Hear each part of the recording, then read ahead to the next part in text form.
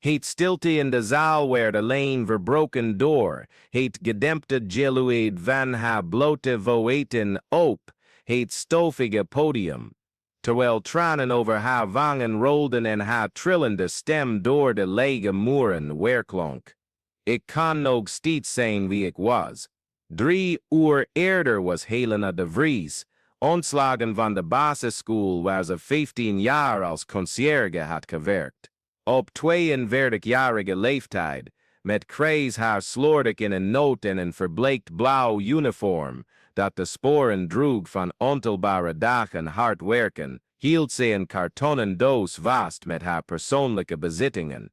Een foto van haar dochter, een mok met een versleten kinderlijke tekening en een versleten notitieboekje, waar ze kleine gedichten in opschreef tijdens haar koffiepauzes. Bezuinigingen had directrice Margaretha Jansen gezegd, zonder haar zelfs maar in de ogen te kijken. Je begrijpt, Helena. Moeilijke tijden. De vrouw met perfect gestyled haar en een onberispelijk pak toonde geen enkel ongemak bij het overhandigen van het ontslagbrief. Voor Margaretha was Helena slechts een nummer op de loonlist, een gemakkelijk vervangbaar onderdeel in het raderwerk van de instelling. Wat de directrice niet wist, wat niemand op die school wist, was dat Helena de Vries 20 jaar geleden een van de meest veelbelovende stemmen van het Nationale Theater was geweest. Haar naam stond op posters in Amsterdam en Rotterdam. Critici noemden haar de jonge actrice die geboren was om te schitteren op de planken. Maar het leven met zijn wrede wendingen had andere plannen. Terwijl ze over de verlaten straten liep naar de bus die haar naar huis zou brengen, liet Helena haar gedachten teruggaan naar die gouden dagen. Het was 2003 en ze had net haar debuut gemaakt als hoofdrolspeelster in het stuk Uitgestelde Dromen in het Stadsschouwburg. De kritieken waren unaniem en openbaring. Op 22-jarige leeftijd leek de wereld aan haar voeten te liggen. Uitnodigingen voor nieuwe werken stroomden binnen, producenten zochten haar op, en ze had net een contract getekend voor haar eerste televisieserie. Toen kwam die ene telefoontje die alles veranderde. Haar jongere zus Marina was omgekomen bij een auto-ongeluk en liet een dochtertje van slechts 3 jaar achter. Het meisje Sophie had niemand meer in de wereld dan Helena. Jij bent alles wat ze nu heeft, zeiden de maatschappelijke werkers. En Helena, zonder te aarzelen, gaf alles op. Ze annuleerde contracten, wees aanbiedingen af, verhuisde naar een klein stadje in de provincie om haar nichtje op te voeden, ver weg van de schijnwerpers en de drukte van de hoofdstad.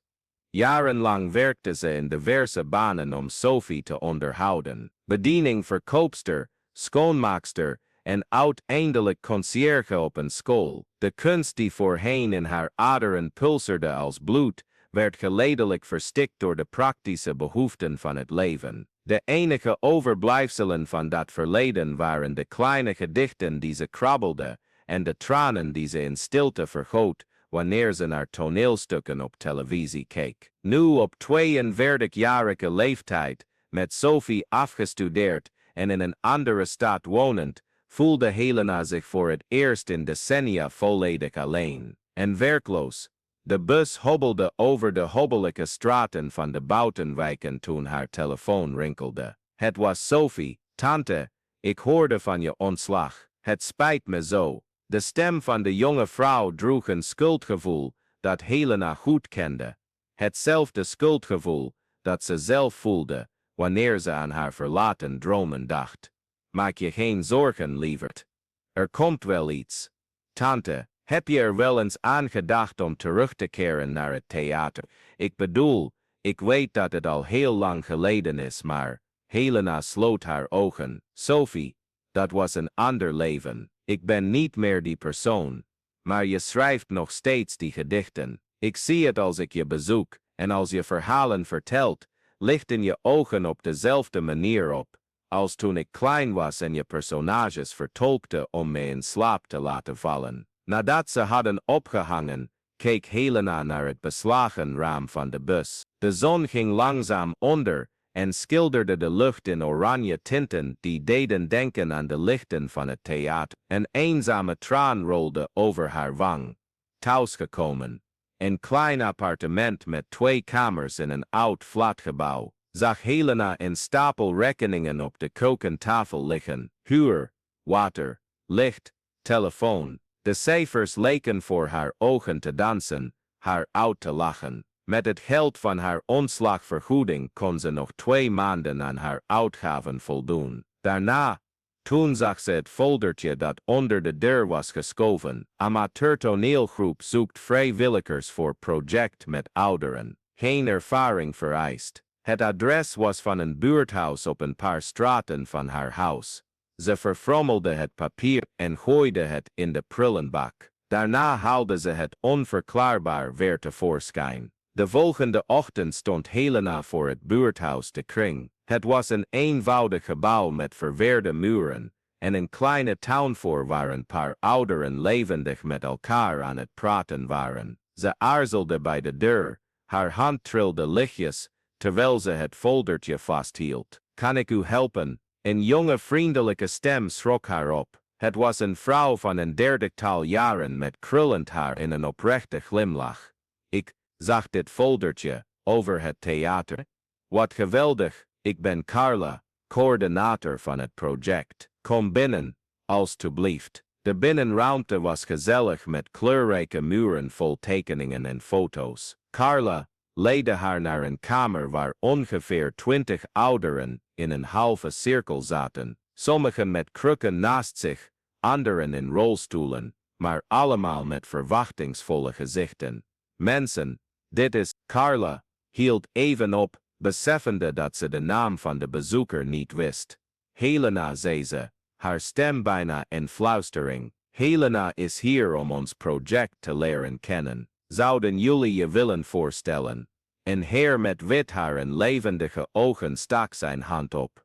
Ik ben Anton, gepensioneerd, weduwnaar en een beetje doof, maar ik heb nog steeds veel verhalen te vertellen. Een dame met een grote bril lachte, en ik ben mevrouw de Vries. Ik heb nog nooit een theater betreden, maar ik heb altijd willen weten hoe het is om een ander persoon te zijn. Helena voelde iets in haar borst bewegen, een bijna vergeten gevoel, als een spier die lange tijd niet gebruikt was en langzaam begon te ontwaken. Wat doen jullie precies?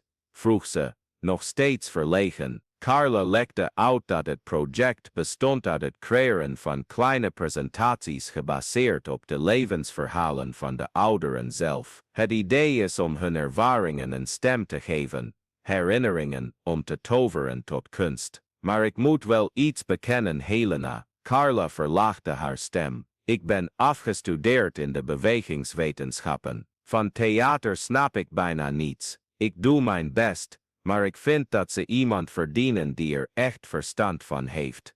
Op dat moment had Helena kunnen zeggen dat ze ook geen verstand had van theater. Ze had kunnen liegen, zoals ze al 20 jaar tegen zichzelf loog. Maar iets in de verwachting op die gerimpelde gezichten, in de hoopvolle ogen van Carla, deed een lang begraven waarheid naar boven komen. Ik heb al eens met theater gewerkt, lang geleden. Serieus, Carla's ogen lichten op. Zou je ons kunnen helpen? Helena keek om zich heen in de kamer. Ze zag Anton, die ondanks zijn slechthorendheid naar voren loonde om elk woord op te vangen. Ze zag mevrouw de Vries, die nerveus met haar bril speelde, maar haar ogen niet van haar afhaalde. Ze zag een man in een hoek, in een rolstoel, die tot dan toe onverschillig leek, maar haar nu met nieuwsgierigheid observeerde. Ik kan het proberen. En zo keerde Helena de Vries, na 20 jaar afwezigheid van de planken, terug in de wereld van het theater. Maar deze keer zou zij niet de hoofdrol spelen, of zo dacht ze. De eerste weken waren uitdagend. Helena voelde zich roestig onzeker. Ze begonnen met eenvoudige oefeningen, ademhaling, articulatie, lichaamsbeweging, aangepast aan de beperkingen van elk individu. Mevrouw de Vries ontdekte dat ze een krachtige stem had die door de kamer weerklonk. Anton had, ondanks zijn gehoorprobleem, een natuurlijke podiumpresence en een ongelooflijk vermogen om verhalen te vertellen met gebaar. Maar het was de heer in de rolstoel, die zoals ze ontdekte, Jan heette, die haar het meest indruk maakte. Gedurende de eerste week bleef hij zwijgen, alleen observerend. In de tweede week begon hij kleine opmerkingen te maken. In de derde week vertelde hij zijn verhaal. Ik was professioneel danser, zei hij met een heese maar vaste stem. Ik heb in gezelschappen gedanst door heel Nederland, tot mijn 50ste, toen deze stoel mijn vaste partner werd. Hij gaf een klap op de armleuning van zijn stoel, zonder bitterheid, bijna met genegenheid. Maar weet je wat ik ontdekt heb? De dans zit niet alleen in je benen. Hij zit hier en hij tikte op zijn borst, en hier, en wees naar zijn hoofd. Vanaf die openbaring werd Jan de natuurlijke choreograaf van de groep, die bewegingen creëerde aangepast aan elke beperking, wandelstokken omtoverde tot requisieten en rolstoelen tot dekkerstokken. Helena voelde zich herboren bij elke ontmoeting. Haar stem voorheen trillend en onzeker, won aan kracht. Haar gebaren herwonnen hun expressiviteit. Ze begon thuis niet alleen kleine gedichten te schrijven, maar ook scenario's, dialogen, hele scènes gebaseerd op de verhalen die ze hoorde. Tijdens de vierde ontmoeting verscheen Margaretha Jansen. Helena was midden in een improvisatieoefening toen ze de ex-directrice in de deuropening zag staan. Haar observerend met een verbaasde en iets wat op minachting leek, uitdrukking. Helena, Margaretha's stem sneed door de lucht, onderbrekend de activiteit. Iedereen draaide zich om. Wat doe jij hier? Helena's bloed stolte. Voor een moment was ze weer de ontslagen schoonmaakster.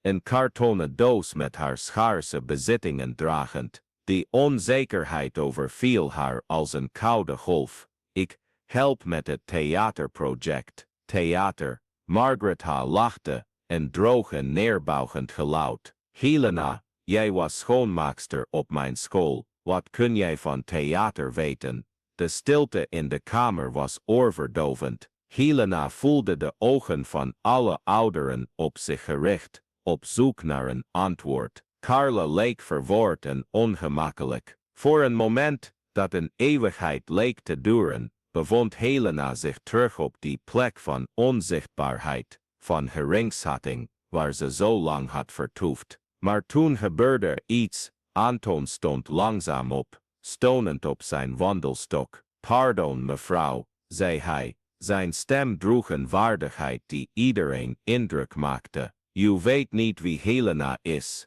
Hoezo? Antwoordde Margaretha, duidelijk geïrriteerd door de tussenkomst. Helena is niet alleen onze theaterdocente. Zij is onze Helena, de vrouw die ons leerde dat het nooit te laat is om te ontdekken wie we zijn. Die ons liet zien dat elke rimpel een verhaal vertelt, dat elke pijn poëzie kan worden. Anton liep naar het midden van de kamer. Wilt u weten wat Helena van theater weet? Zij weet dat theater over waarheid gaat. En de waarheid over Helena is dat zij onze levens heeft gered. Mevrouw de Vries stond ook op. Ik heb 68 jaar gedacht dat ik niets belangrijks te zeggen had. Helena heeft me laten zien dat ik het mis had. Jan draaide zijn stoel naar het midden van de kamer. Ik dacht dat mijn leven voorbij was toen ik stopte met dansen. Helena heeft me geleerd dat kunst altijd een manier vindt om door te gaan. Helena voelde warme tranen over haar wangen stromen, maar deze keer waren het geen tranen van verdriet of vernedering. Het was pure emotie, erkenning, liefde. Margaretha leek verloren, duidelijk niet verwachtend op deze reactie. Nou, ik kwam alleen even kijken naar het project. Ik hoorde dat hier activiteiten waren en kwam controleren of de ex-medewerkster haar plaats kende. De stem die dat zei, verraste iedereen, inclusief Helena zelf. Het was zij die gesproken had, en haar stem droeg een kracht die ze al tientallen jaren niet meer had gevoeld. Helena, Margaret begon te zeggen, maar werd onderbroken. Nee, 15 jaar lang heb ik de gangen van uw school schoongemaakt. 15 jaar lang was ik onzichtbaar voor u. 15 jaar lang heb ik geaccepteerd om behandeld te worden, alsof ik niets meer was dan een vervangbaar onderdeel. Helena deed een stap vooruit. Maar ik ben nooit alleen maar een schoonmaakster geweest, Margaret. Ik ben altijd veel meer geweest dan u in staat bent geweest te zien. En toen gebeurde er iets buitengewoons, alsof een dam in haar brak, begon Helena te declameren. Geen van de gedichten die ze in haar versleten schriftje schreef, geen ingestudeerde tekst uit een oud stuk. De woorden stroomden uit haar als een rivier die zijn weg naar de zee vindt. Ik ben de vrouw die je nooit hebt gezien, die dromen droeg in een met vuilwater. Die verzen fluisterde terwijl ze de vloer veegde, die sterren bewaarde in de kast met schoonmaakmiddelen. Ik ben al de verhalen die je niet wilde horen, alle goede morgen waarop je niet reageerde, alle glimlachen die je niet zag, omdat je te druk was met naar beneden te kijken. Maar ik ben altijd hier geweest, op het juiste moment wachtend, het moment waarop het leven me terug zou roepen, om te zijn wie ik altijd al was. De stilte die volgde was anders dan elke stilte die Helena ooit had ervaren. Het was een volle stilte geladen met erkenning en respect. Margaret was zichtbaar van streek, haar gezicht bleek, haar ogen wijd open. Mijn God, fluisterde ze. Jij bent Helena de Vries, die actrice. Helena glimlachte, en het was alsof 20 jaar duisternis in één keer verdween. Ik ben altijd Helena de Vries geweest. Jij hebt je nooit de moeite getroost om me te leren kennen. De transformatie in Margaret's gezicht was zichtbaar. De arrogantie maakte plaats voor verwarring, daarna voor verlegenheid, en uiteindelijk voor iets wat op oprechte schaamte leek. Ik wist het niet. Hoe heb je? Waarom heb je nooit iets gezegd? Omdat het niet belangrijk was wie ik geweest was. Het was belangrijk wie ik elke dag koos om te zijn. Helena keek rond in de kamer, naar de ouderen die haar met trots observeerden, naar Carla die met tranen in haar ogen glimlachte. En vandaag kies ik ervoor om leraar, kunstenares en vriendin van deze fantastische mensen te zijn. Margaret bleef nog een paar seconden staan, duidelijk niet wetende wat ze moest zeggen. Uiteindelijk mompelde ze een onhoorbare verontschuldiging en verliet de kamer. Nadat ze weg was, barstte de kamer in applaus uit. Anton klapte enthousiast in zijn handen, mevrouw de Vries heelde van emotie, Jan floot vanuit zijn rolstoel. Carla omhelsde Helena stevig. Waarom heb je me dat nooit verteld? Vroeg de coördinator. Omdat ik bang was dat het te laat zou zijn. Dat ik voor altijd verloren had wie ik was. En nu, Helena keek rond in de kamer, naar de mensen die haar familie, haar vernieuwde doel waren geworden. Nu weet ik dat het nooit te laat is om weer te worden wie wij zijn. Op dat moment deed Carla een voorstel dat alles zou veranderen. Helena, wat denk je? Helena om een voorstelling te organiseren. Een echte show met een podiumpubliek. Alles. Idee werd met enthousiasme ontvangen door de hele groep. De volgende weken werkten ze onvermoeibaar aan de creatie van uitgestelde dromen, een stuk dat de biografieën van elk van de ouderen verweefde met momenten van pure theatrale magie. En als je je emotioneert bij dit verhaal van een nieuw begin en moed, stel je dan voor hoeveel andere verhalen er zoals dit bestaan, wachtend om jou ook te inspireren. Als je verhalen wilt blijven volgen die het hart raken en de kracht van transformatie laten zien, die wij allemaal in ons hebben, vergeet dan niet je te abonneren op het kanaal en het belletje te activeren.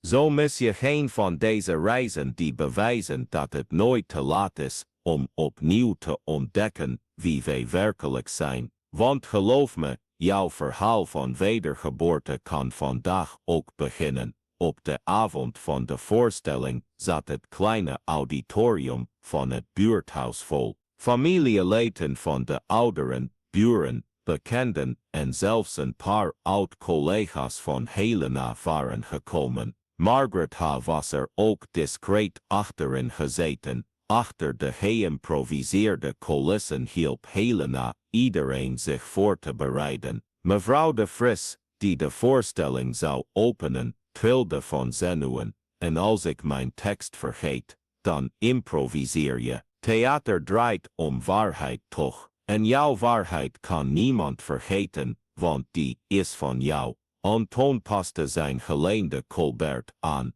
Ik had nooit gedacht dat ik op mijn 75-jarige leeftijd acteur zou zijn. Je bent altijd al acteur geweest, Anton. Elk leven is een performance. Vandaag sta je gewoon op het officiële podium. Jan deed warming-up oefeningen met zijn armen. Helena, dank je wel, waarvoor? Dat je mij eraan herinnert dat de dans me nooit heeft verlaten. Ze heeft alleen nieuwe vormen gevonden. Toen de lichten uitgingen en de stilte het auditorium vulde, voelde Helena die bekende kou in haar buik, de adrenaline die ze al 20 jaar niet meer had ervaren. Maar deze keer was het anders. Het ging niet over haar, het ging over hen allemaal. De voorstelling was magisch. Mevrouw de Vries zong een lied uit haar jeugd met een stem die het publiek deed trillen.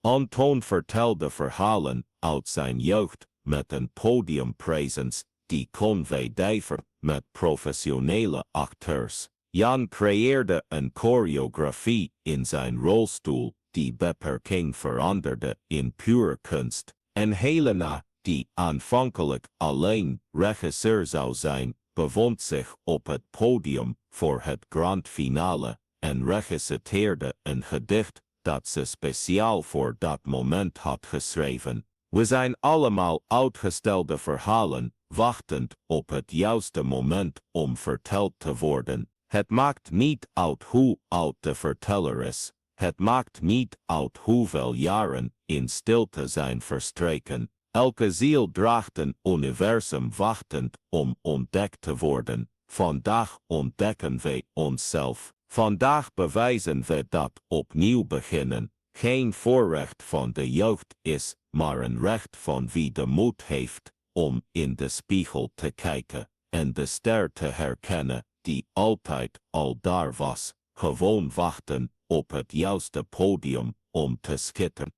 Het applaus was oorverdovend, de mensen stonden op, klapten, heelden, schreeuwden, bravo. Helena keek het publiek in en zag Sophie, die 3 uur had gereden om erbij te zijn, trots huilend op de eerste rij zitten, maar het meest ontroerende moment kwam daarna, toen Margaret H. naar het podium toe kwam. Helena, zei ze, met een trillende stem, ik wil mijn excuses aanbieden, niet alleen omdat ik je niet eerder had gezien, maar omdat ik het buitengewone mens, die 15 jaar lang naast me heeft gestaan, niet heb gezien. Helena daalde van het podium en stond oog in oog met de vrouw die haar een enkele weken eerder als wegwerpmateriaal had afgedankt. Margaret H., je hoeft je niet te verontschuldigen dat je me niet gezien hebt.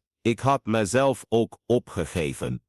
Zou je terugkomen naar de school als docente, bedoel ik. We hebben een vacature voor podiumkunsten. Helena glimlachte, maar schudde haar hoofd. Dank je, maar ik heb mijn plek gevonden. Hier met hen. Ze wees naar de groep ouderen, die levendig met het publiek aan het praten was. Zij hebben mij eraan herinnerd wie ik ben. En wie ik ben, is iemand die gelooft dat kunst het vermogen heeft om levens te veranderen, ongeacht de leeftijd. 3 maanden later had Helena een permanent theaterproject voor ouderen opgezet. Het buurthuis kreeg financiering voor een klein theater en zij begon met het coördineren van regelmatige workshops. Het verhaal van uitgestelde dromen verspreidde zich door de stad en later door de regio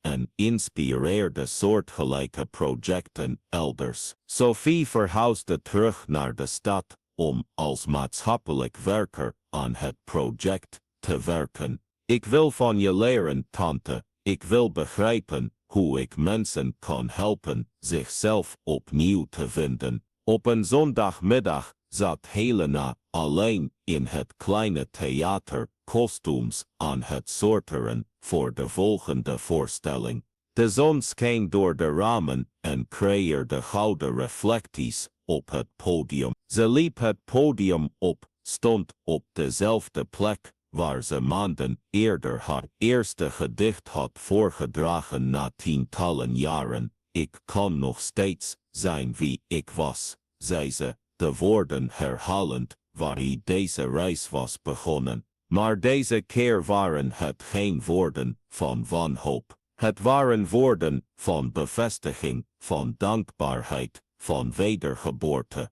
Want Helena had iets ontdekt dat haar visie voor altijd zou veranderen. Ze was nooit opgehouden te zijn wie ze was. Ze was alleen vergeten te kijken. En toen ze eindelijk keek, toen ze zichzelf eindelijk toeliet gezien te worden, ontdekte ze dat de kunstenares, de dromer, de buitengewone vrouw die in haar leefde, nooit weg geweest was. Ze wachtte alleen op het juiste moment om terug te keren op het podium van haar eigen leven. En zo, op 42-jarige leeftijd, hervatte Helena de Vries niet alleen haar artistieke carrière. Ze vond haar opnieuw uit, transformeerde haar, verhief haar tot een niveau dat ze zich nooit had kunnen voorstellen. Want ze ontdekte dat de belangrijkste podia niet de plekken zijn waar wij alleen schitteren, maar de plekken waar wij anderen helpen hun eigen licht te ontdekken. Haar verhaal werd een legende in het kleine stadje waar ze koos om haar leven opnieuw op te bouwen. Kinderen gingen naar het theater om de vrouw die de oudjes leert dromen te zien. Jonge kunstenaars reisden van ver om van haar te leren over de ware essentie van theater, maar voor Helena kwam de grootste erkenning in de getransformeerde blikken van elke oudere die door het project ging. In elke veroverde glimlach, elke traan van vreugde, elk moment waarop iemand zijn eigen magie herontdekte. Want er zijn verhalen die niet eindigen wanneer het doek valt. Er zijn gelukkige eindes die in feite vermomde beginselen zijn. En er zijn mensen die, wanneer ze hun ware doel vinden, niet alleen herboren worden. Ze helpen de hele wereld te herinneren dat het nooit te laat is om te schitteren.